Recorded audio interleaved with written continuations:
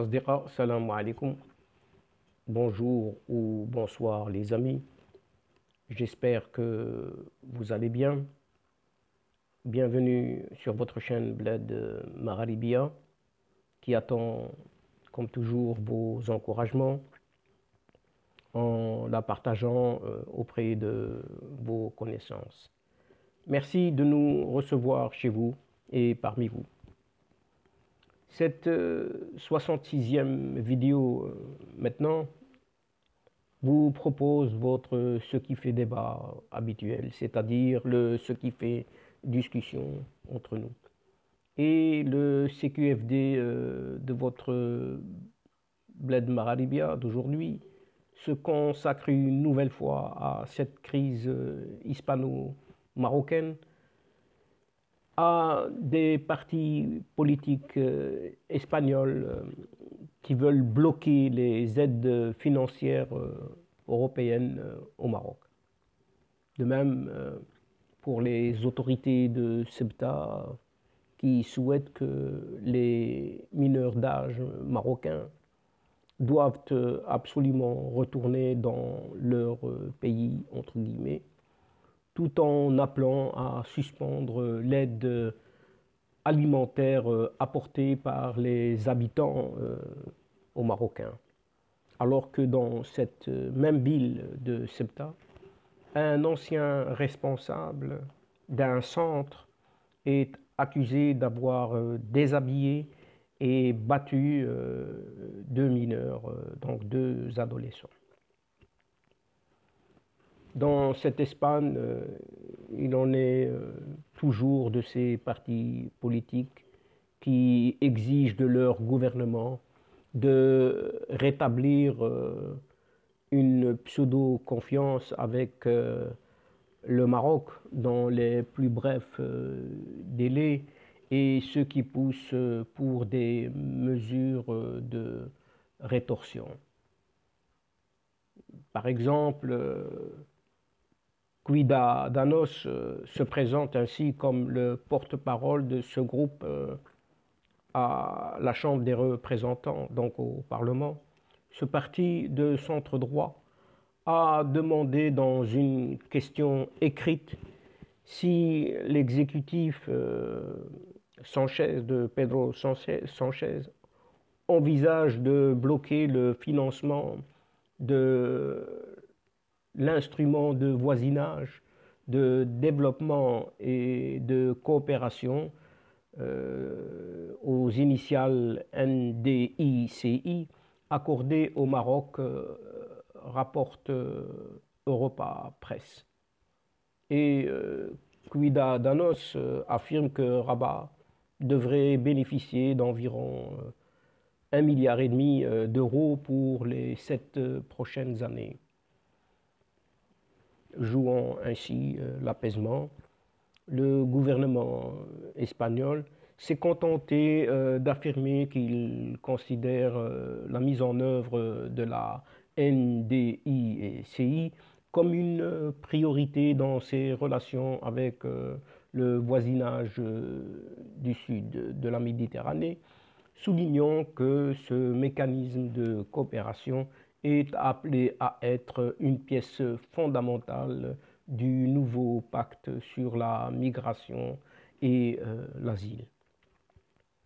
Et d'ajouter que l'Espagne propose l'utilisation des fonds destinés à la coopération migratoire comme un outil permettant de développer des projets et des initiatives d'intérêt mutuel et de bénéfices réciproques. La mesure de rétorsion de Cuida Danos ne constitue pas une nouveauté. Des médias espagnols l'avaient déjà suggéré au lendemain de l'exode de milliers de Marocains vers Ceuta. Pour mémoire,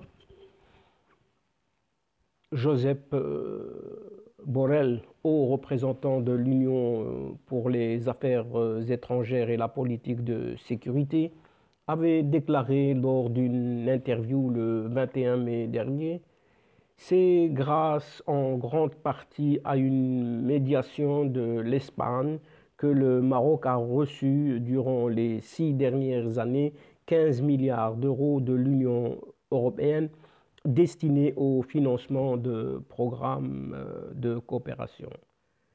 Et il n'en demeure pas moins que pour les autorités espagnoles de Ceuta, les mineurs marocains doivent retourner dans leur pays. Donc, pour les autorités locales, continuent de plaider pour le retour vers le Maroc des mineurs d'âge marocains arrivés les 17 et 18 mai dernier, dans le cadre de l'exode de milliers de Marocains vers cette enclave espagnole.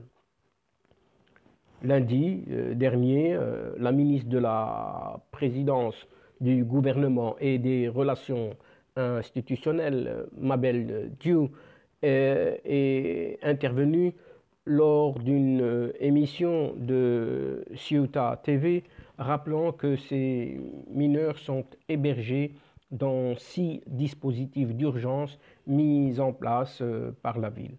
Elle a ainsi reconnu que ces espaces ne répondent pas aux exigences pour être permanents. Mais c'est le maximum de ce que nous avons pu avoir, s'est-elle justifiée. La vice-présidente du gouvernement de Ceuta a également évoqué la difficulté de pouvoir réunir ces mineurs avec leurs parents, malgré que 4000 appels de parents aient été reçus par la ville. Elle a estimé que leur retour dans leur famille s'avère particulièrement difficile, voire même impossible. Et Mabel Dieu a évoqué les tentatives récentes de réunir 5 mineurs avec leur famille au Maroc et sans succès. Et dans ce sens, la ministre a reproché au Maroc d'avoir empêché les familles d'accéder à un espace approprié dans les installations frontalières pour les récupérer. Et pour le moment, 11 mineurs ont été regroupés avec leurs proches à Ceuta ou dans d'autres parties de l'Espagne, a-t-elle fait savoir. La responsable a également rappelé que les procédures concernant les mineurs sont effectuées conformément à toutes les garanties et en recherchant tout le bien maximum du mineur qui, comme la ville l'a soutenu à maintes reprises, doit pouvoir être avec sa famille. D'ailleurs, la déléguée du gouvernement à Ceuta, Salvadora Mateos, est du même avis. Et ce mardi dernier, elle a assuré que les mineurs doivent retourner dans leur pays, sauf pour les cas de vulnérabilité particulière qui ont été détectés et doivent être pris en charge. Ces enfants, dont les parents ne répondent pas aux demandes des autorités espagnoles, doivent être renvoyés aux entités de tutelle du Royaume du Maroc, a-t-elle martelé. Et toujours dans ce même cadre de cette ville de Ceuta, il est fait appel à suspendre l'aide alimentaire apportée par les habitants aux Marocains. Alors qu'elle a clairement appelé, tout comme le gouvernement local, au retour des mineurs non accompagnés arrivés dans l'enclave espagnole en mai dernier, la déléguée du gouvernement à Ceuta a demandé ce mardi la suspension des aides destinées aux migrants marocains, toujours présents dans la ville. Et dans une déclaration reprise par El Faro de Ceuta, Salvadora Mateos a ainsi lancé un appel concernant les denrées alimentaires distribuées par les organisations non gouvernementales, donc ces ONG, et les habitants. Et elle annonce: je suis fier de voir que notre ville est une fois de plus solidaire. Je remercie tout le monde, a-t-elle déclaré.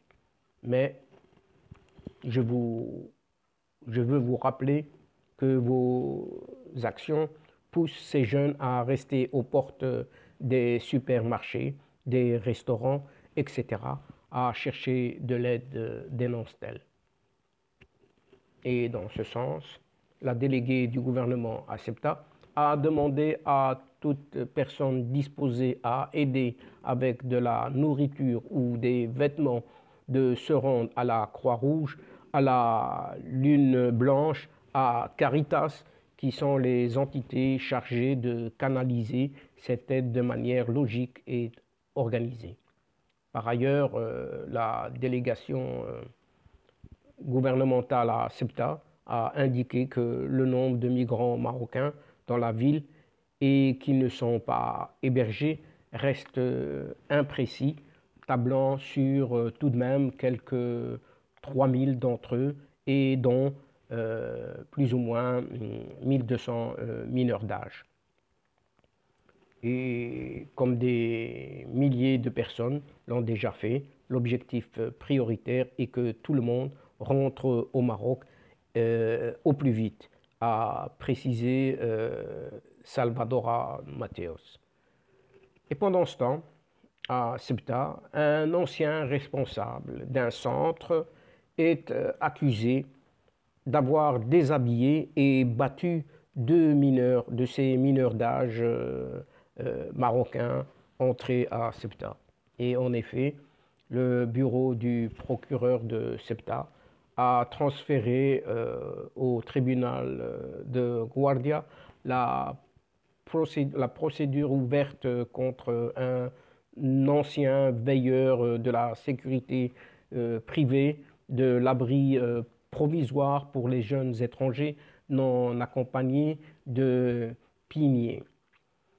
Et ce veilleur a été dénoncé par l'espace des mineurs de la ville autonome pour avoir prétendument déshabillé et battu deux enfants accueillis à l'abri après leur tentative de fugue. Les autorités judiciaires ont expliqué à El Faro Ceuta que la procédure se basait sur le code pénal espagnol.